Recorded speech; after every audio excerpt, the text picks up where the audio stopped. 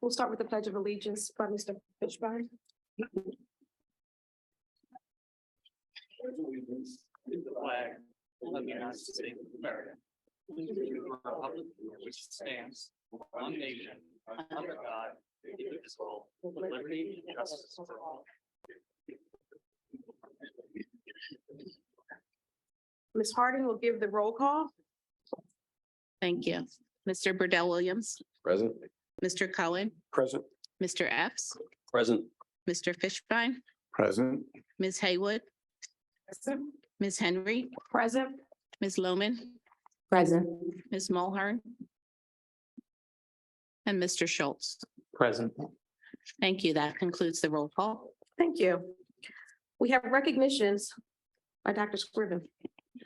So at this time, I will call Principal DeAndrea to the podium, Cheltenham High School. We're excited to acknowledge some of his outstanding students. And I also want you guys, if you've not had an opportunity, some of his art teachers actually displayed some of the dynamic artwork, which has been created from some of our high school students as well. So we extend a warm welcome to our Cheltenham High School contingency, and the podium is yours, sir.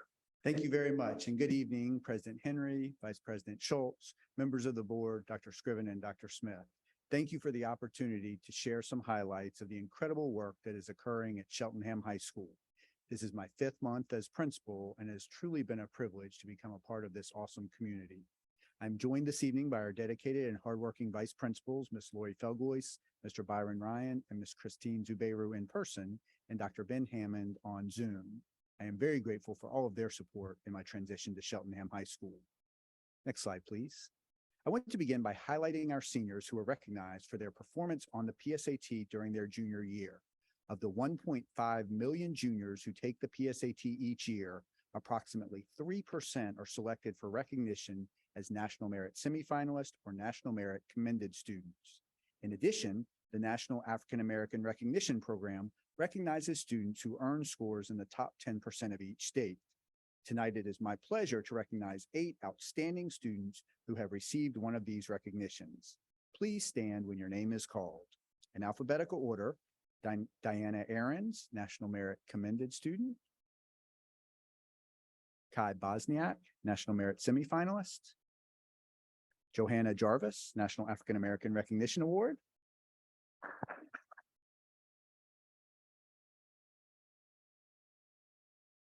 Stephen Oshemi, National African American Recognition Award.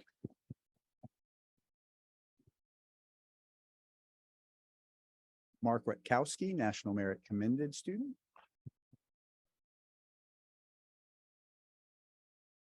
Aaliyah Sneed, National African American Recognition Award. Charlie Civilak Herr, National Merit Commended Award. He is not able to be here this evening, but his parents are here on his behalf. And Hyatt West Ingram, National African American Recognition Award. Congratulations again, and thank you to everyone who is able to be here this evening.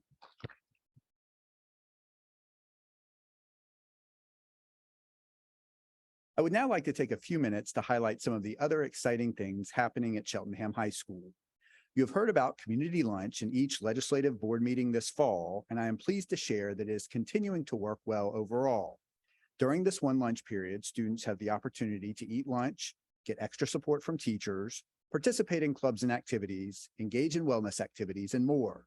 The pictures on the screen show a visit by a therapy dog as part of a wellness activity, a very large turnout for an environmental club meeting during community lunch, and the student council flyer for our club fair, where students could learn about the wealth of extracurricular activities available at Cheltenham High School. As noted at the last legislative board meeting, 97% of more than 1,100 students, parents, and staff who were surveyed in October indicated a desire to continue with community lunch. Next slide, please. The College Board is currently piloting a new AP African American Studies course. Ms. Melanie Jackson, the social studies teacher and the coordinator of our freshman seminar program, came to me in September with a desire for Cheltenham High School to become part of the pilot, and we subsequently applied and were approved pending board approval next month. We are very excited about this opportunity. As noted in the New York Times in August, The course is multidisciplinary, addressing not just history, but civil rights, politics, literature, the arts, even geography. Next slide, please. While we can engage students in a variety of activities at the school to prepare them for college and career opportunities, it is very powerful for students to be able to visit colleges and universities and literally see what the experience looks like. As a result, our junior class officers and sponsors decided to coordinate college visits for interested juniors and seniors each month during the fall and winter, with 2 visits on each date. The first month of the program was October, and students visited Rosemont and Villanova. This month, students will be visiting St. Joseph's and Swarthmore. The feedback from these visits has been extremely positive, as many students have not had the opportunity to spend time on college campuses. Next slide, please. Ms. Kayla Vargas, one of our school counselors, coordinated a college and career fair for students and families on October 26th. Nearly 40 colleges, universities, and career programs were represented, and we are very excited to expand this fair in the coming years. Special thanks to Mr. and Mrs. Burdell Williams for staffing our table for Howard University that evening. Next slide, please. The Montgomery County District Attorney's Office is piloting a school-based youth aid panel program in 3 Montgomery County school districts this year. We have 12 staff members who have been trained by Assistant District Attorney Angela Bell to participate as panelists. In the coming weeks, these staff panelists will collaborate with students and parents and guardians to facilitate the development and implementation of restorative practices in lieu of suspension when selected violations of the Cheltenham School District Code of Conduct occur, such as marijuana possession. We believe that this program will have a critical impact on students who participate, as the program is voluntary for students and parents and guardians, and it will allow students to remain in school where we want them to be. Next slide, please. I now want to take a moment to highlight 3 key academic priorities we are focusing on at Cheltenham High School this year. First, we are committed to improving student performance as measured by course grades, benchmark assessments, and keystone assessments. As shared at the most recent Educational Affairs Committee meeting, we are taking very focused steps to examine student performance data, meet students where they are currently, and then help them achieve mastery of course content. For this to occur, it's essential that foundational work is consistently occurring in course-alike professional learning communities. So our second focus is building the capacity of course-alike professional learning communities to plan collaboratively, assess progress, and use data to inform instruction. Finally, we take great pride in the racial and ethnic diversity of Cheltenham High School, but we must make sure that every student has access to the wealth of opportunities our school offers. As a result, we are focused on increasing opportunities for historically underrepresented students, particularly African American and Latino students, to take honors and AP classes. We are working to help all of our students feel empowered and have the support they need to take and be successful in honors and AP classes. The Cheltenham Art Department, as Dr. Scriven shared, is pleased to showcase student work around the auditorium for the Legislative Board meeting this month. There are examples of observational drawings, tape sculptures, ceramics, paintings, digital photography, cut paper collage, origami drawings, and a design challenge to combine a pineapple and octopus into an original work. Our art program fosters creative problem-solving skills that can be used across the curriculum and creates a safe space for students to experiment and push their creative boundaries.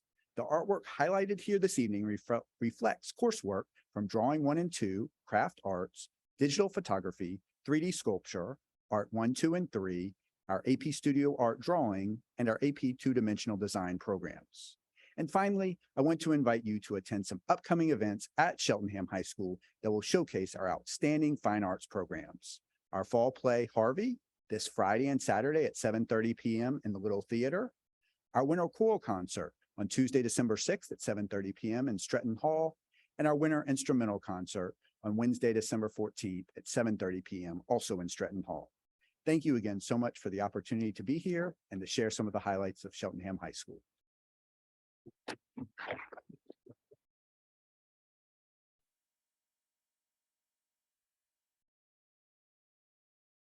Principal DeAndrea, we thank you. This is the opportunity, and I know that Madam Chair was going to afford those who were not remaining through the whole board meeting to quietly exit at this time. And have a great evening. Stay safe out there in the inclement weather. Thank you for coming. Congratulations.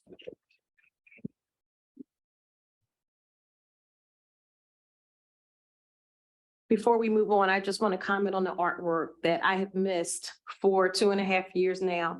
And just how it just makes me feel so good to look and see our students' work. It's a great reminder. And it brightens up this meeting on a rainy Tuesday evening. We next have our student representatives report by Faith Lamb. Hi, Faith. My name is Dylan. Hi, Dylan. Hello. So yeah, Faith couldn't come here tonight. She was busy. So I'm Dylan Nelson, school board liaison, head of the school board committee at Chandler High School's student council, here with the student council's report for this evening. So first, from our school spirit committee, we have had a successful homecoming dance and tailgate at the high school. It was very fun, and we received a lot of positive feedback from it. Dylan, if you don't have to, if you don't want to, but could you either take your mask down or speak a little bit further into the mic so we can hear you clearly? Is this good? That's perfect. Thank you. For our sustainability committee, we are working on a PBL collab with PBL classes. We're planning to have this happen early January. Also, climate and environmental action is now a major focus for school curriculum. So we've made progress with that. From our charity committee, we are currently collecting donations for Thanksgiving baskets. I think that ends this Friday. We're collecting money from second period B-Day classes to raise money with the Calvary Church. And finally, from our civics committee, we're currently holding we have held voting drives like during the games, and we're currently holding like monthly meetings in place with Dr. Scriven to meet with not just the civics committee, but with school work committee, base our president, Sadie, our chief of staff, environmental, and hopefully we get some more committees in for these meetings. And that is all for our report. Thank you. Thank you, Dylan. Dr. Scriven has a superintendent's report. So Dylan, I would like to thank you as well. We did have our first opportunity to meet as a group. Principal DeAndrea was present to sponsor for student council and our outstanding students. The one thing I really appreciate is their just their leadership, but their forward thinking and their thoughtfulness. They are truly trying to build capacity in the underclassmen to make sure that when so many of them who are currently on the council, which are seniors, graduate, that we have a bench to rise up. So I'm looking forward to meeting with some of the underclassmen as well as we continue with our monthly meetings throughout the year. I decided to kind of pivot this month. A lot of times in the superintendent's reports, we celebrate highlights, but it doesn't really truly give the essence of where we're going as a district. So I thought that it was important for me to just take an opportunity of many of the meetings that I'm having along with Dr. Smith's team and that we're having at the school-based level to really frame it for the community in terms of the direction that we're moving. It's obvious, and we all know that after coming off the pandemic, and we're still in it to an extent, just not at the heightened level which we were last year, that the learning loss is real. There's still impacts of COVID that we are experiencing. And coming in last November, what was a challenge with onboarding, with trying to establish relationships, with trying to really learn the culture and the climate of the district. I'm very forthright in acknowledging that I did not have the opportunities to really do a deep dive in terms of leading the instructional process, which is the sole job of the superintendent.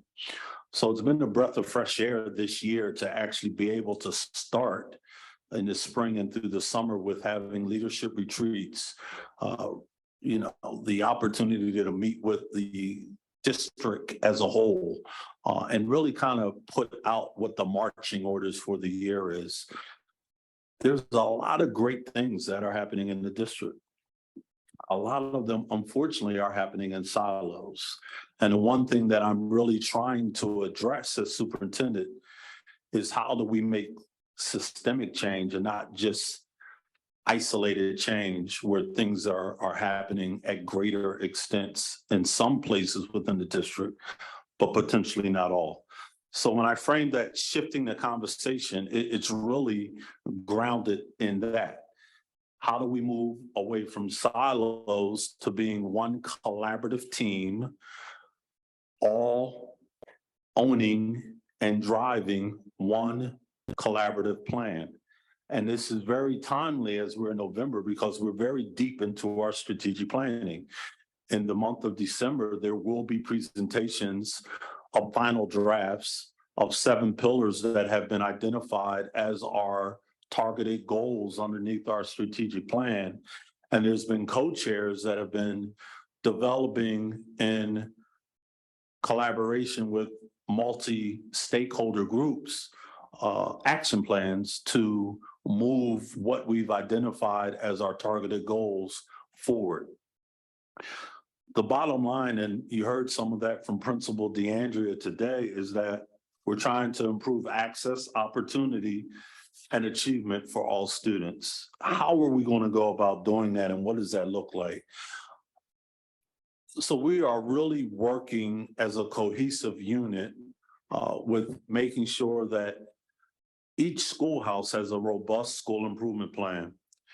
We're establishing accountability models that were in place, but now there is fluid dialogue, which is happening between the superintendent's office and the Office of Education, which is ran by Dr. Smith. An example, when we were establishing our plans and meeting with the principals, we went out as a cohesive team to meet the principals in many instances at their schoolhouse. And everyone was able to be on one accord with feedback on the school improvement plans, recommendations, and making sure that we were all clear and aligned with what the next steps would be. It's grounded in what I'm just calling evidence of learning, which we will get into as we move through the presentation. So you'll often hear all means all, right? Well, it really means that it's imperative that we are touching every single student where they are, regardless of what their need is. How, as a district, are we making sure that we have the resources and we have the toolkit to make sure that we can deliver the instructional program which is warranted? When I say the vision and mission, this is not Cheltenham School District's vision and mission. This is just my high-level vision and mission of a superintendent in terms of how I'm approaching the work with my collaborative team. Bottom line is we're preparing all students to thrive in their future, regardless of what that endeavor is. The mission is every student will have the academic, creative, problem-solving, and social-emotional, which is a piece that has really come to the forefront through the pandemic and now in post-pandemic, skills to be successful in college and career. And career is an umbrella that almost encompasses everything if you're not matriculating directly to a 2-year or a 4-year university. The core purpose, we inspire learning by providing the greatest education to each and every student. So what do we need to do? Meet the needs of our students who are not meeting proficiency standards. So if we have any student that is basic or below basic, how are we accelerating their learning so that they are able to demonstrate mastery of standards? But additionally, if we have students that are proficient or advanced, how are we enriching their instructional programs so that their needs are being met as well? The data-driven analysis is not something that's new to the district, but in terms of us formulating a cohesive plan to really analyze data and use our Link It portal to the best of its ability in terms of drilling down to the teacher and the student level, that this is new for us to a certain extent in terms of all of us beating to the same drum. We had a meeting, I don't believe if it was Education Affairs, where we had all the principals present their set plans. But that was the first snapshot that I really kind of sat there as a proud father, because I could hear where we have already come in just a very brief time in terms of a lot of the examples that we're giving showed the unity and their level of understanding of what the common mission and goals are. We had a board retreat not so long ago, and you know our board is committed to looking at things through a lens of equity. And there was a question, well, what questions do we really pose through an equity lens? Well, this is my high level essential questions as I think about equity.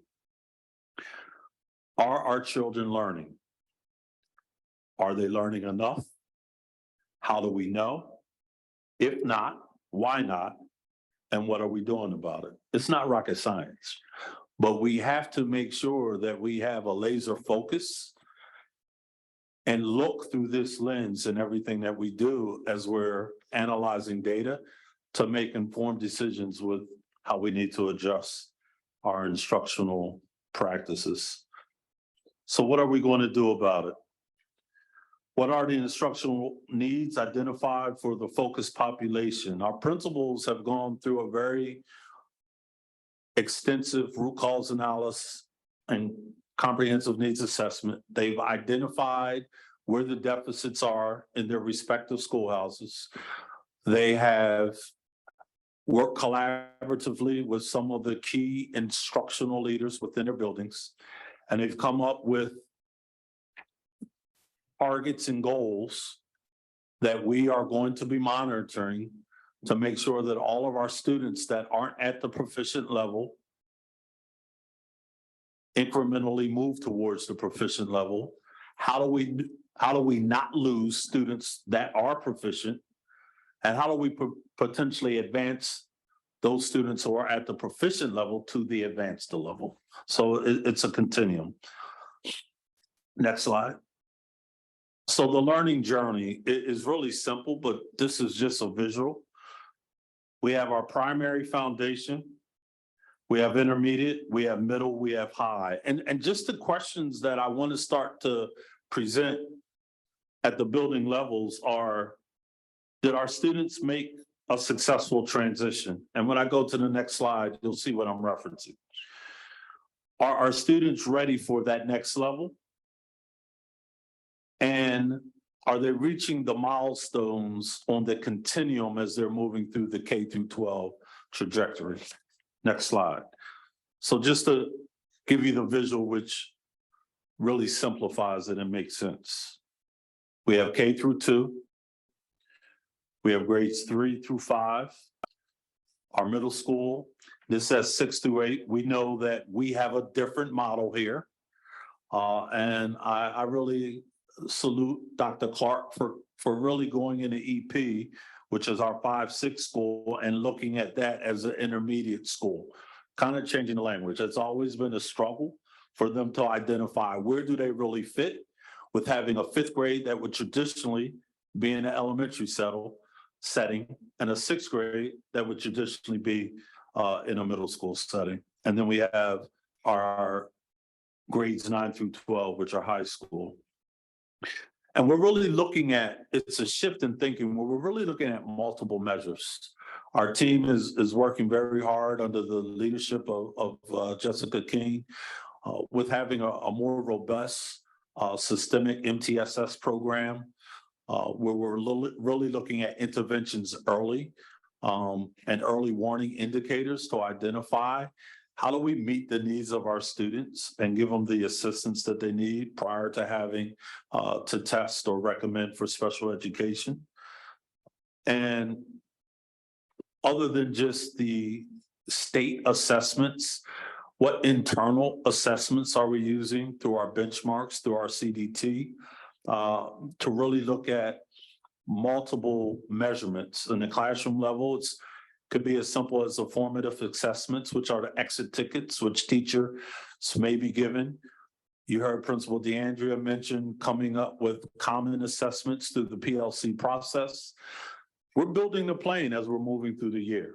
And we're being very intentional with doing that and bringing our faculty and our staff along the journey so that together we can be better for our students. Next slide, please.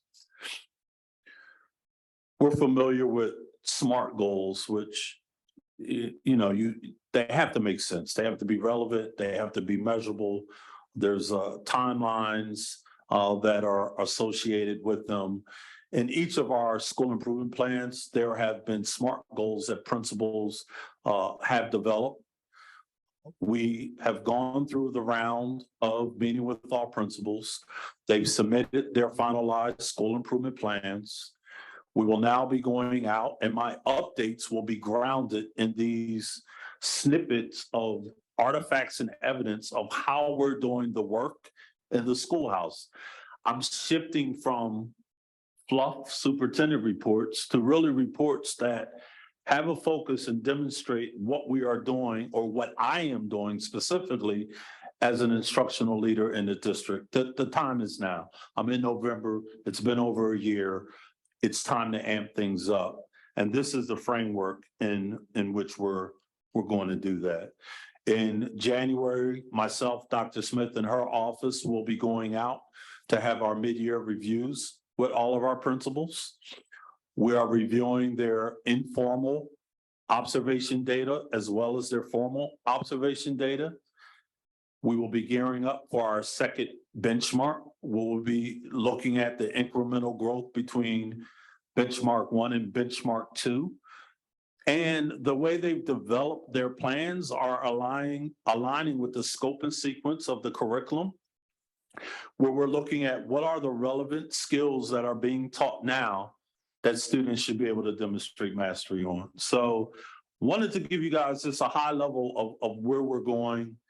I'm excited about the momentum that the team has, the level of understanding that our school-based principals are demonstrating, and looking forward to just the updated reports that will be coming out each month, where I may still do some celebrations, but there's always going to be a piece around the instructional components, which I think is just important at this point.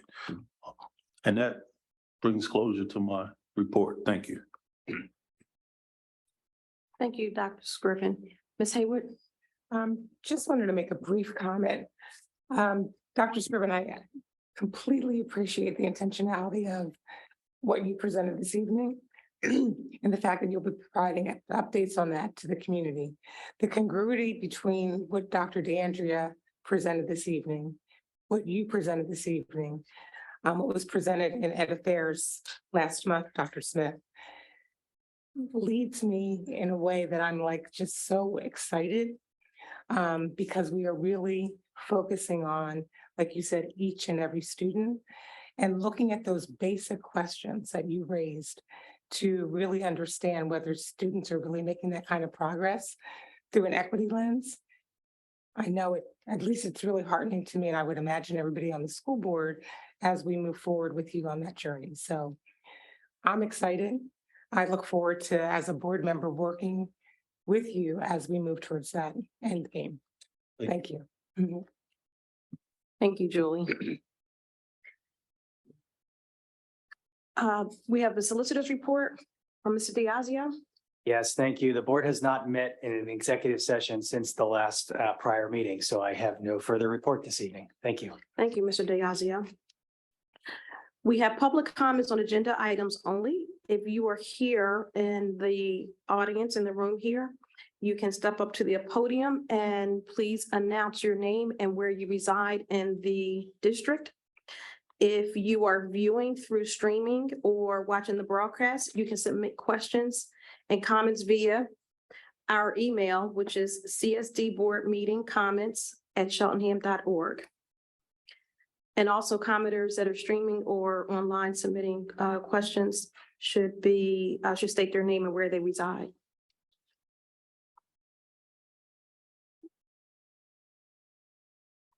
Okay, we see no comments coming through online or questions. Next, we'll have the approval of minutes from the October 11th, 2022 meeting. Have a motion? So moved, Zachary Epps. Second, Jennifer Lohman. All those in favor say aye. Aye. Aye. Any opposed, say nay. I'm an aye, the motion carries. We'll move to our committee reports. Financial Affairs, Mr. Schultz. Thank you, Ms. Henry. The Financial Affairs Committee met on November 1st in the Administration Building with a Zoom hybrid option. Administration presented an up-to-date balance sheet and statement of charges and fund balance to the board.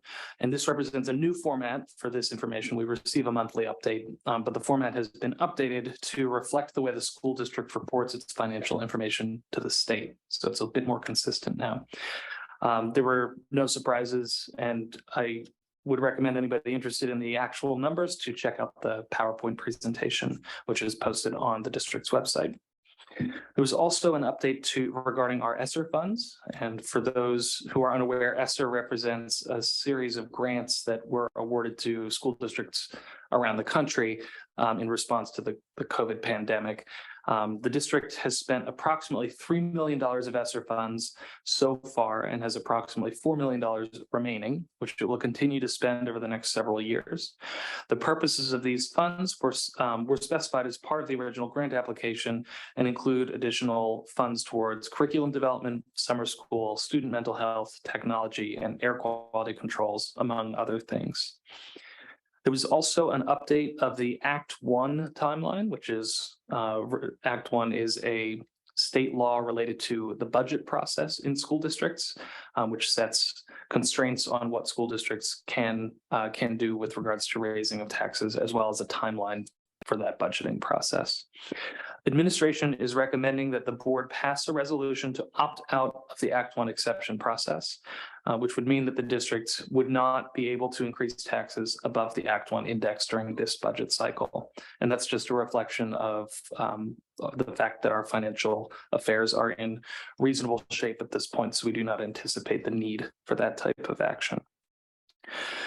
The final agenda item was an update to the board regarding the Act 57 resolution, which is a state resolution that allows homeowners to have their penalties and interest waived if they have just moved into the area and did not receive a tax bill. So it's a very specific circumstance. The taxes would still be due, but penalties and interests would not apply to those specific types of homeowner. The next Financial Affairs Committee meeting will be held on Thursday, December 8th, following the 7:00 p.m. Facilities Committee meeting. One amendment to the final item I just listed, that will be voted on this evening, the Act 57 resolution. And that concludes my report. Thank you, Mr. Fishbein. Eastern Center for Arts and Technology report, Mr. Burdell Williams. Like to correct the record, you thanked me, but it was Mr. Schultz who gave the report. I'm looking at everything wrong. It's that food. I'm sorry. Educational Affairs, Ms. Haywood. No problem. Good evening, everyone. The Educational Affairs Committee meeting convened on Tuesday, October the 18th. After roll call and approval of the September 20th minutes, we turned our attention to one agenda topic for the evening, which was a presentation of the school improvement plans for each of the district schools. Each principal of our 7 schools provided a school improvement plan based on the first benchmark assessments. The goal of benchmarking is to identify students' academic strengths and challenges and use that information to guide future instruction and support student outcomes on summative assessments. Analyzing the information from the first benchmark assessment and PSSAs where available, the principals shared disaggregated student performance data in English language arts, math, and science. They identified the root causes for the outcomes and proposed SMART goals to support improved performance of our students. And as Dr. Scriven said, for each and every student in our school district. The school improvement plans will be used as a tool to evaluate student performance at the building and district levels throughout the school year. The next Educational Affairs Committee meeting is Tuesday, November the 22nd. That'll be a hybrid meeting here in this building in room 102. You may also participate again by Zoom. The November meeting will provide an update on the district's gifted education data, instruction, and assessment. I hope that you can join us for that meeting. The last one was really, really powerful. So I invite you to the next Educational Affairs Committee meeting next week. Thank you. Thank you, Ms. Haywood. Now we have Eastern Center for Arts and Technology, Mr. Burdell Williams. All right, thank you, Ms. Henry. I'll be reporting out on two of the most recent meetings of the Eastern Center for Arts and Technology. Based on the timing of those meetings and the timing of this meeting, I have that privilege this time. I'll keep it brief. First, in October and every month, with the exception of August, we have a Student of the Month that we celebrate. And for October, it was Joshua Eckhoff, who is a senior at Abington High, who was recognized for his achievements in Eastern's automotive technology program. In addition, just two highlights from that meeting. One, the JOC did approve, or we received the proposed final budget, which was approved at the time. The budget does request a 2.9 increase to the district's contribution, which is different from what we have had from Eastern for the last few years, where there have been at least 2 years of 0% increases to the community. Similar to the current conditions of the market in the outside world, that contribution is representative of challenges in developing a balanced budget, including the rising costs of healthcare, increased personnel costs, and genuinely unprecedented costs for consumable supplies, which has a significant impact at Eastern. Some examples of that are metal used for welding and HVAC activities, wire for the electrical and robotics programs, wood materials used in construction, and food supplies in the culinary arts program. A second point of emphasis was that Eastern the JOC did approve the program offerings for the 2023-2024 school year. Those offerings can be found on Eastern's website, but just in summary, there are 16 programs at the Eastern Center for Arts and Technology, with the newest program being exercise science and rehabilitation. And the intent of that new program was to provide an experience similar to allied health that provides a 21st century learning experience and does allow to, let me just say, increase the enrollment at Eastern in classes that quite frankly have a significant amount of interest from the community, but Eastern has traditionally struggled with being able to expand those programs. So that is the most recent upgrade to that. And at this point, really nice from what we're seeing in terms of commitment from the community on how many students are going to be participating there. Moving on, so for November, again, two points of emphasis, but the first is the November Student of the Month, who was Suzanne Setzer from Springfield. She is a senior, and I'm sorry, I'm missing what program. Oh, she's in the Business and Technology Professional Program. She was awarded one of the 10 November Student of the Month awards for her outstanding performance. It was fantastic to hear from her. We literally just had the meeting last week. Sorry, I did not give you the date, but that was November 9th. But it was really nice to be able to hear from her. And I was joined by Dr. Scriven there as well. So the two very important items that were discussed and approved by the JOC. The first, the JOC was much further along in their process of strategic planning that I expected, but it was very nice to see. We did approve goals and initiatives for the Eastern Center for Arts and Technology strategic plan, with the first goal being climate and culture, the second being educational programming, and the third being student achievement. Details about the finite definitions are included on Eastern's website for the community to indulge, and I recommend that you do so. The second item of importance was that the JOC did approve Eastern's 2023-2024 budget as proposed, and we have provided the authorization to transmit that budget information to the 9 participating school boards, including Cheltenham, so that we can consider that for adoption in upcoming legislative sessions. So be on the lookout for that. I do not have the next meeting date, but I will get it for you momentarily. The date of the next Joint Operating Committee meeting is December 14th, which will be in person at Eastern's facility on Turwood Road in Upper Moreland. And that concludes my report. Thank you. Thank you, Mr. Burdell Williams. Montgomery County Intermediate Unit, Ms. Loman. Thank you, Ms. Henry. The Montgomery County Intermediate Unit Board did not meet in October. The board's next meeting is tomorrow, Wednesday, November 16th, over Zoom only.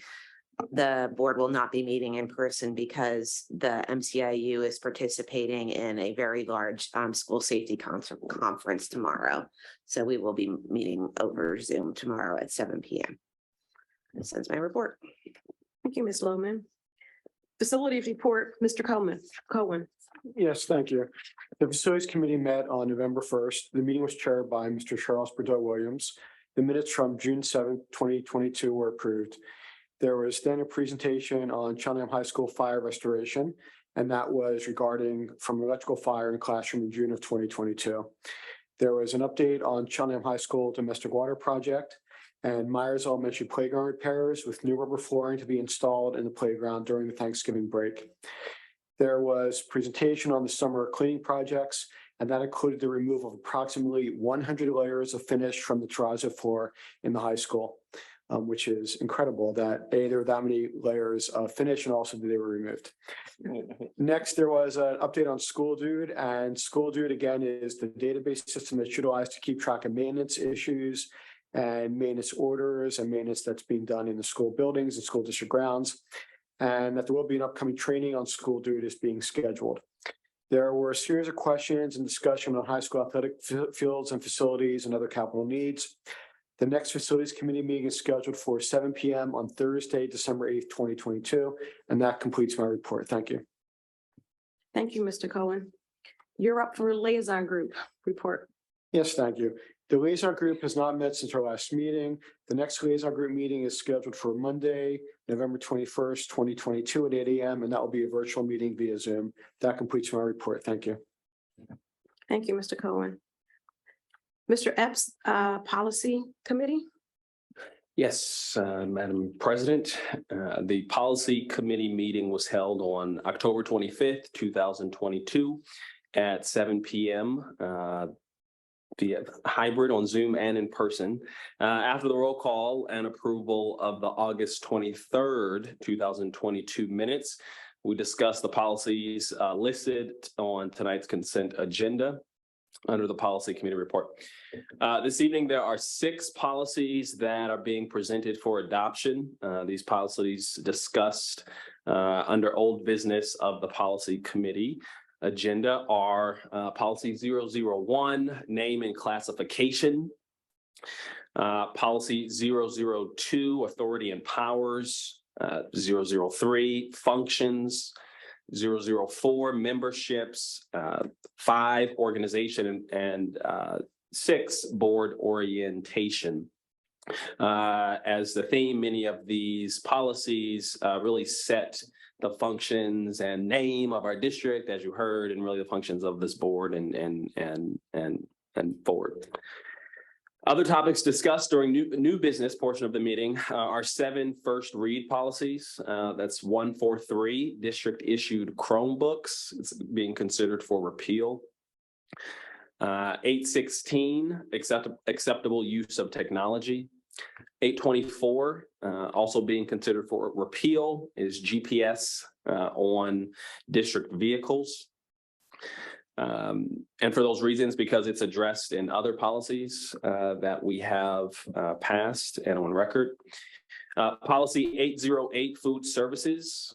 259 is a renaming of the policy to students experiencing homelessness. And policy 112 on the topic of school counseling. All the first read policies and new first read or ARs from tonight will be discussed at the next policy committee meeting on Tuesday, November 29th at 7 p.m., which will also be hybrid, held here in the administrative building and via Zoom. That concludes the policy committee report. Thank you, Mr. Epps. We now have the approval of agenda items. Oh, there's one more. Oh. Yeah, I'm doubled up winning tonight. Yeah, right.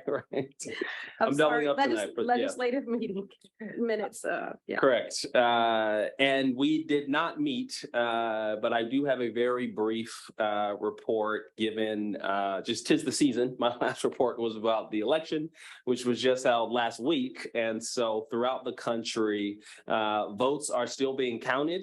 In places like the state of Georgia, folks will vote again in December. And so very interesting things happening around the country to follow. Here in Pennsylvania, there were 18 total congressional seats that were decided upon. The results will send a new U.S. Senator and 2 new members of the House of Representatives to Congress.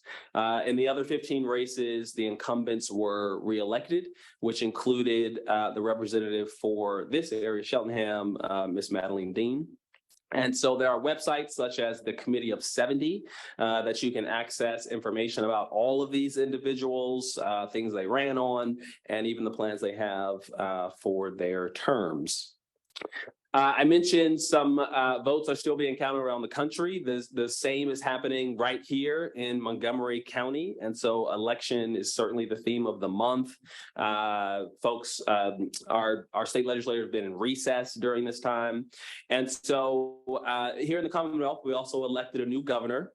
And while education was not the central focus of the election, they have pledged to advocate for increased investments in schools and really having that be aligned with larger economic initiatives and building hopefully a more inclusive economy throughout Pennsylvania. Just as I mentioned, votes are still being counted that will decide our state legislator. Right now, there are some projections for a shift in power within the House of Representatives. I don't mention that to celebrate one party over another, but it's really the opportunity to highlight a shift in conversations, a shift in advocacy for ourselves and those who are up for election. And so stay tuned over the next few weeks. There are hopes that progress can be made on issues such as the quality of our education, the funding of our schools, a healthy environment. We just heard that, a little sustainability from the student representative earlier. And again, really an economy that is providing really dynamic opportunities. And so as those are all things that we have been talking about here in Cheltenham and also affect everyone throughout the state. And so thank you for those who were active over the last weeks and months. Please do stay tuned as updates will be coming over the next few weeks. So that concludes our report. We haven't met in quite some time. I do expect that the Legislative Committee will convene again once we get out of this election season. And so stay tuned. Thank you, Mr. Epps. Now we have approval of agenda items as listed in the agenda. Is there a motion to approve? So moved. Julie Haywood. Oh, You go. I'll second it. Thank you. Yeah. Any comments for the board before we take the vote? Mr. Schultz? Thank you. 3 brief comments. First, I want to I see that we are approving 2 donations, and I wanted to thank the Glenside Elementary PTO and the Sean F. Hogan Senior Foundation for very generous donations. And I'll speak for myself, it's deeply appreciated to see members of our community so involved and invested in our schools and our children. I also want to note that we are approving travel to conferences, and in particular, many members of the board are traveling. That is funded through a grant dedicated to that purpose. So I just felt like that's worth highlighting. And it's related to the project-based learning initiatives that have been going on in the district for a couple of years now. And then I also wanted to highlight that in this consent agenda is the Act 57 resolution that I mentioned during the financial affairs report. And I wanted to highlight that because it is a change in policy. So thanks. Thank you, Mr. Schultz. No other comments for the board? All in favor? Aye. Aye. Aye. Any opposed? The motion carries. We will have public comments on non-agenda items. Anyone present residing in the district can come to the podium, announce their name and where they reside in the district. Anyone who is watching or streaming via Zoom, you can email CSD board meeting comments at cheltenham.org.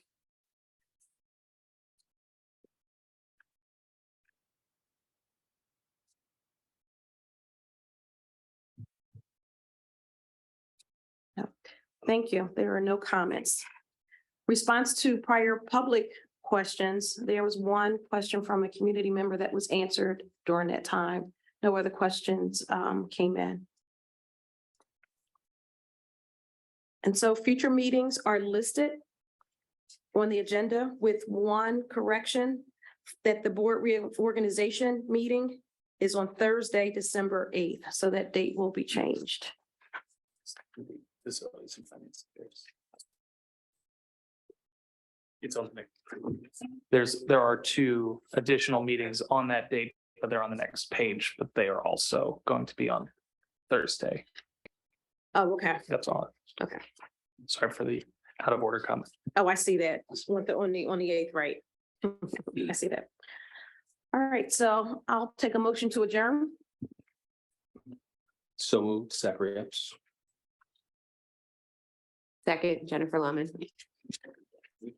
All in favor? Aye. Aye. Any opposed? There was a little slow second, so some of you may want to stay. The meeting is adjourned.